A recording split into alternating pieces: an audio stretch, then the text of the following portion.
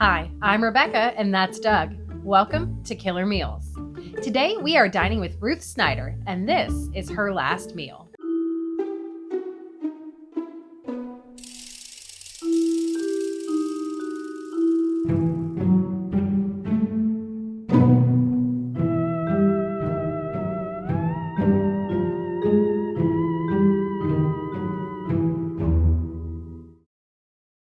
Ruth Snyder was convicted of the murder of her husband Albert and executed in the state of New York in 1928 by electrocution. But let's start at the beginning. Mae Ruth Brown, known as Ruth to us and Tommy to close friends, was born March 27, 1895 in New York, New York. Her father was a Norwegian immigrant and her mother was born and raised in Sweden. She had a relatively hard childhood as her father suffered health issues and had trouble finding and keeping work. By the 8th grade, Ruth had dropped out of school.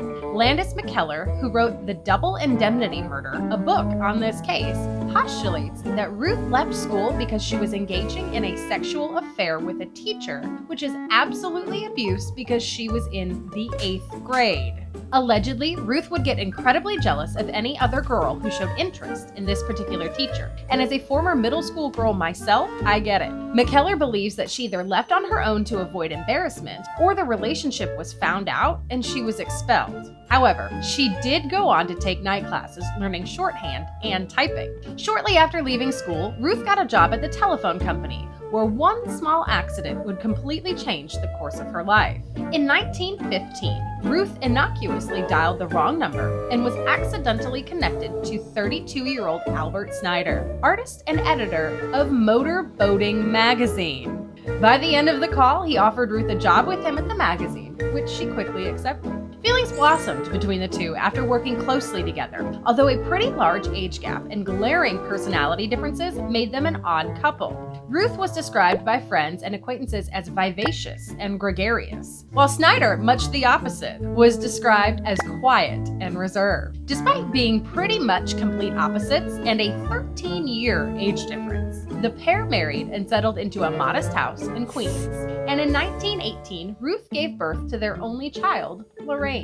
While Albert had courted Ruth with flowers and dinners and dates, the couple's married life was a pretty stark contrast. Domestication set in for Ruth, and Albert reverted to some of his old single days behaviors. He started spending more time by himself and was not lavishing Ruth with the gifts and attention like he used to. In fact, according to Ruth, not only did he withhold attention, but he even became physically and emotionally abusive to both Ruth and their daughter, Lorraine. Albert's anger and drinking would escalate into screaming matches that preceded days of silence. Ruth claimed Albert blamed her for birthing a daughter and not a son, and demanded a perfectly kept home. The couple's biggest issue, however, was Ruth's jealousy regarding Albert's deceased fiancée, Jessie Gouchard. Albert not only insisted they hang a portrait of Jessie in their home, but even named his boat after her. I'm like, this is my dead fiance, Jeff. This is a picture of Jeff. This is a picture of Jeff. This is Jeff. This is Jeff. Also, I have a boat, and it's me. I've got a boat. Its name is Jeff, though. According to Albert, Jessie was the finest woman I have ever met. Although her marriage was clearly pretty rocky, by 1925, Ruth admittedly had everything that most women wish for. The papers would later refer to Ruth's life at this point by saying she had a house of her own, an automobile, a radio, good furniture, money in the bank, protection, and an athlete for a husband. Traditional athlete he was not, but Albert did have a fondness for boating activities and subsequently had a very impressive tan. But he wasn't tan enough to keep Ruth's attention, and that same year she began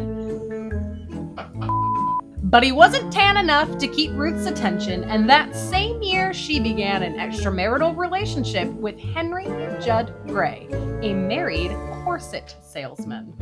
Ruth did look into divorcing her husband, but in order to successfully get a divorce, including the alimony payments and custody of their daughter that she wanted, Ruth was going to have to prove that Albert was either a philanderer or abusive, which was going to be incredibly difficult. So instead, shortly after she began the affair with Gray, Ruth began planning the murder of her husband, Albert. Step 1 was to persuade Albert into getting life insurance. With the assistance of an insurance agent who was later sent to prison for forgery because of this interaction, Ruth secured a $48,000 policy, which would be equal to an $850,000 policy today on Albert's life, complete with a double indemnity clause, which paid extra if an unexpected act of violence killed the policyholder. I'm going to tell you what. I'm going to stop for a minute. Oh my god. It paid double. Who's signing? It paid double, so it was $1.7 million if an unintentional act of, or an unexpected act of violence befalls him. If I were to get life insurance, I want a negative indemnity clause, where if there is an act of violence unexpectedly at me and I die, you get nothing, because then you will take such good care of me. Why would that ever be a thing? I don't understand why that would ever be a thing. The guy is in jail because of what I'm about to say. The payout fields were intentionally left blank, and Ruth made all of the payments herself. She even went so far as to direct the postal workers to deliver insurance-related mail only to her, which was totally not suspicious at all. Step 2 was killing Albert. And heads up, Ruth was like really bad at it. He was basically Rasputin, I guess, because according to Ruth's lover, Grape, Ruth tried to kill Albert 7 times and failed. Albert's got more lives than a cat, my man. Unfortunately for Albert, those lives ran out and things got super not funny anymore really fast. On March 20th, 1927, Ruth and Gray strangled Albert to death with picture wire, stuffed his nose and mouth with chloroform-soaked rags, beat him, and then tried to stage his death to look like part of a burglary, which they did really, really poorly. When detectives arrived at the scene, Ruth lamely described a tall man with a dark mustache who hit her on the head, rendering her unconscious for several hours, and bound both her hands and her feet together. She was taken to a hospital. However, the doctor examining Ruth didn't find any evidence of head trauma or any evidence of any actual trauma to Ruth at all. He did note that Ruth seemed calm and collected. It didn't take detectives long to realize that there was very little evidence to support that a burglary had taken place, and Ruth's behavior was not consistent with a traumatized wife who had just been brutalized herself. During questioning, she never even bothered to ask detectives about her husband. According to detectives, the house didn't look ransacked at all, but was, quote, systematically turned topsy-turvy. And the belongings that Ruth claimed to have been stolen were found hidden inside the home. The real nail in Ruth's actual coffin came when, while investigating the crime scene, the detectives found a pin with the initials JG written on it. The detectives asked Ruth about the initials, and Ruth panicked, assuming it was referencing her lover, Judd Gray. She became flustered and unprompted asked what Gray had to do with the murder. The detectives had no idea who Gray was, and it came off a little more than just suspicious. After doing some quick digging, police located Gray in upstate New York, where, according to him, he had been all night. It didn't take long, however, for police to discover that a friend of Gray's had obtained a hotel room in his name to provide an alibi. During interrogation, Gray spilled the beans on the whole plan, and both he and Ruth were arrested and charged with the murder of Albert Snyder. So what was that pin with JG written on it, if not a reference to Gray? It was actually a handwritten memento Albert had kept from his first fiancée, Jessie Gouchard. Yep, the same initials. And if you believe in the supernatural, which I do, you have to wonder if maybe Jessie didn't have a ghost hand in apprehending her lover's killer. Which she did, I firmly believe.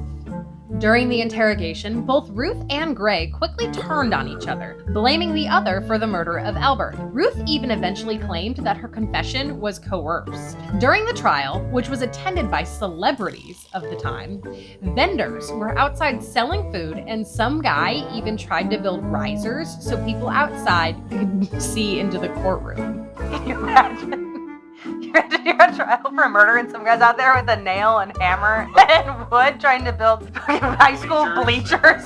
What is that? The press covering the trial weren't particularly kind or impartial when it came to Ruth. They criticized everything from her face to what she wore. She is not bad looking, wrote journalist Damon Runyon. I have seen much worse. Well, your name sounds like Funyun. The journalism in this particular murder was not morally sound. The Citizen Sentinel wrote, her life was full of mystery, booze, illicit love, and jazz. And so was mine in my 20s. Jessica shot.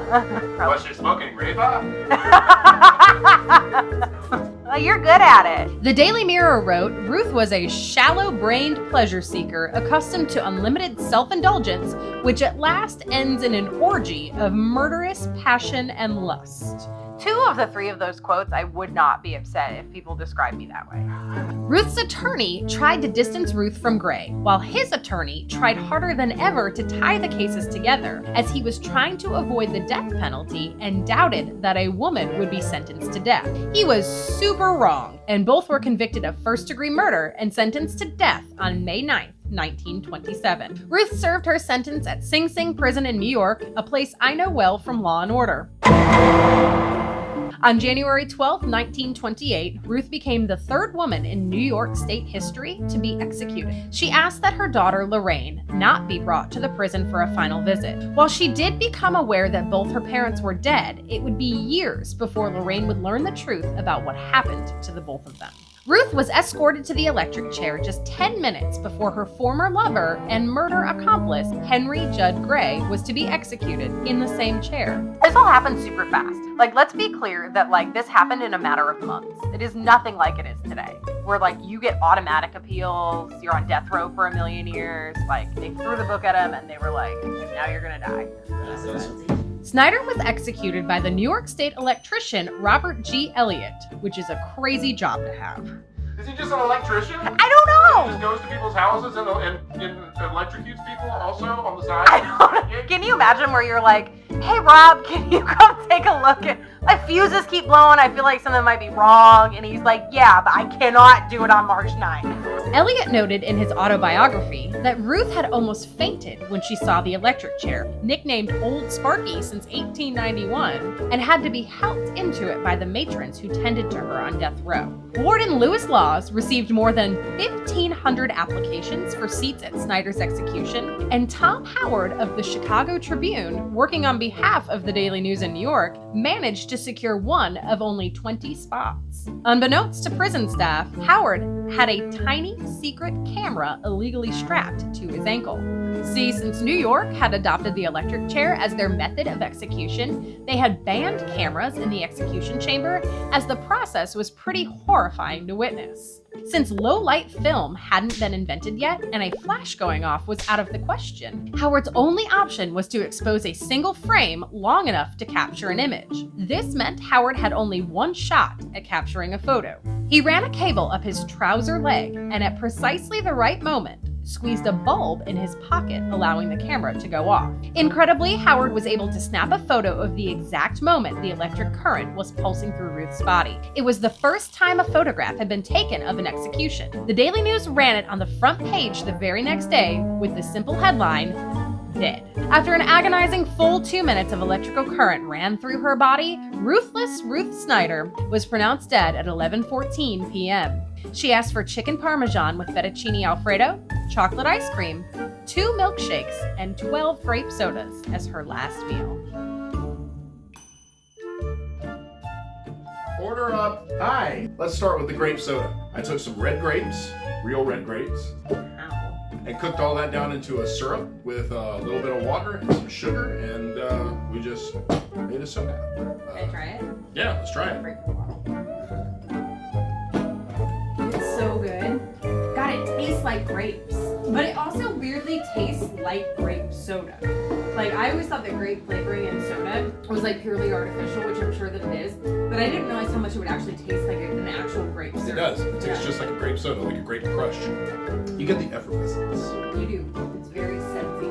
And then on to the main course. That's a fettuccine Alfredo with fresh pasta. I used a little bit of cream in the Alfredo sauce. Maybe a little bit untraditional, but it reminds me more of the New York style that I think we were probably talking about. With the chicken parm, we made some fresh mozzarella. We made cheese. A nice red sauce. I cooked the garlic in stages to give a little bit more depth of flavor. And just a really nice fried chicken cutlet. So you did a garlic 3 ways? I did a garlic 3-way. Like a 3-way garlic? Like a 3-way garlic. I'm just gonna put this Alfredo. It's the good imported Italian Parmesan. Oh my God, I love that. The homemade cheese is worth it. It is. It's so good. I think think that this meal particularly showcases a lot of things that are very easy to make in your home that a lot of people will just buy store-bought, like pasta, like cheese roll, like the soda. The soda was not super difficult to make, and it showcases how much better these simple things can be if you just do them at home and spend the extra, 30 minutes maybe? Yeah, making all of this took a little bit longer than 30 minutes, but each one of these things, each one of these techniques individually are not difficult. This is the best chicken parm I've ever had.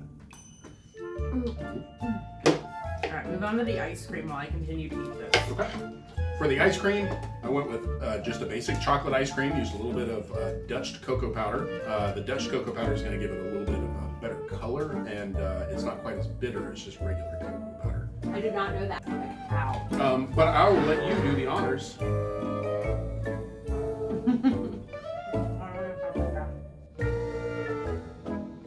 It's so good. It's like, it's not even ice cream. Like, it's like it transcends ice cream. Transcends ice cream. It's so luxurious. It's so decadent. It is exquisite. It makes me want to speak like I have money and I am wealthy. The mouthfeel and the texture of it is like, if you don't understand, which like I didn't for the longest time, understand like what mouthfeel was, because like what a word, eating this ice cream will teach you why it's so important, because it just, like, it's like a spa day for your mouth. It's magnificent. I've never tasted anything so smooth. And so we've taken that same chocolate ice cream and made 2 milkshakes. It's just so smooth, but it's just like texturally, it is a wonderland. Thanks for watching. Give us a like and a subscribe, and we'll see you next week for your reservation at Killer Meals. It's so fluffy.